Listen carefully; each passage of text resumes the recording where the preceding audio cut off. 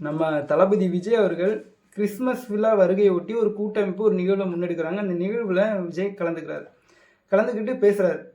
பைபிளில் உள்ள ஒரு கதையை வச்சு அதை சொல்கிறார். எப்படின்னா, ஒரு சகோதரனை அவனுடைய சொந்த சகோதரர்களே ஒரு குழிக்கு தள்ளி விட்டுறாங்க. அந்த குழியிலேருந்து எப்படி அந்த மனிதன் வெளியே வந்து இந்த நாட்டுக்கு அரசனாகி எந்த சகோதரர்கள் தனக்கு தீங்கு செஞ்சாங்களோ அதே சகோதரர்களுக்கு நல்லது செய்வார். இந்த குழுக்களை விழுந்த மனிதன் யார் அப்படின்னு உங்களுக்கு சொல்லி தெரிய வேண்டியதில்லை. அந்த மனிதனை உங்களுக்கே தெரிஞ்சிருக்கும் அப்படின்னு சொல்லி அதில் என்ன சொல்ல வர்றாரு அப்படின்னா, தமிழகத்துக்கு மேலே ஆட்சி செலுத்தணும்னு ஒருத்தன் ஆசைப்படுறான். அந்த ஆசையை எதிர்த்து தமிழக மக்களே எதிர்க்கிறாங்க.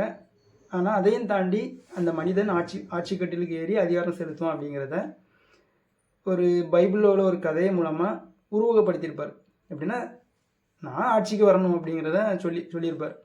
அப்போது நம்ம என்ன சொல்கிறோம் அப்படின்னா, பைபிளில் நிறைய விஷயங்கள் சொல்லியிருக்காங்க. அப்படி நம்மளும் பார்க்குறோம், படிக்கிறோம். அதில் ஒரு விஷயம் வருது எப்படின்னா, நான் பசியோடு இருந்தேன், எனக்கு உணவளித்தீர்கள். நான் தாகத்தோடு இருந்தேன், எனக்கு தண்ணீர் குடித்தீர்கள். நான் சிறையில் இருந்தேன், என்னை தேடி வந்தீர்கள். நான் நோய்வாய்ப்பட்டிருந்தேன், என்னை கவனித்து கொண்டீர்கள். நான் ஆடையிட்டு இருந்தேன், எனக்கு ஆடை அணிவித்தீர்கள். அப்படி இந்தந்த விஷயங்களுக்கு தேடி வந்தவங்களை ஆண்டவர் என்ன சொல்கிறாரு, பாராட்டி அவங்கள அரியணைக்கு ஏற்றுறாரு. அதே மாதிரி இந்த பக்கம் திரும்புறாரு, இந்த எதுவுமே பண்ணாமல் இருக்கிறவங்கள சபிக்கப்பட்டவர்கள் அப்படின்னு சொல்கிறார். அப்படி நாமளும் பார்க்குறோம், எடை போடுறோம். இந்த மனுஷன் இத்தனை வருஷமாக நடிச்சிருக்கான், அவனுடைய ரசிகர்களையும் அவருடைய புகழ் வெளிச்சத்தை வச்சு என்ன பண்ணியிருக்கான் அப்படின்னு நம்ம சிந்திக்கிறோம். இப்போ தமிழகத்தில் எவ்வளவோ பிரச்சனைகள் இருக்குது.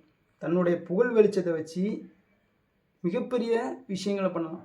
அப்படி எந்த ஒரு விஷயத்துக்கும் ஒரு கட்சி ஆரம்பித்த பிறகும் தெளிவான தீர்க்கமான ஒரு நிலைப்பாட்டை இதுவரைக்கும் வச்ச மாதிரி இல்லை, வைக்க போகிறதும் இல்லை.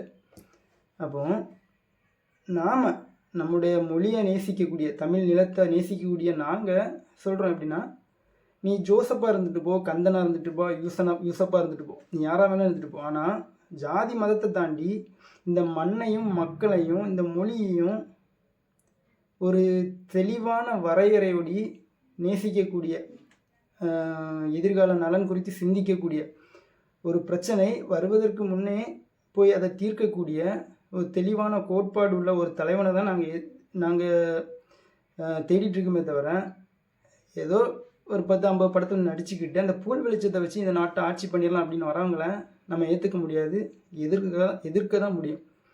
அப்போ ஒரு தலைவன் அப்படிங்கிறவன் எப்படி இருக்கணும் அப்படிங்கிறதுக்கு தலைவர் விஜய் வந்து ஒரு உதாரணம் இல்லை. அதுதான் நம்ம சொல்ல வேண்டியது இருக்குது. மற்ற மாதிரி வாழ்த்துக்கள்.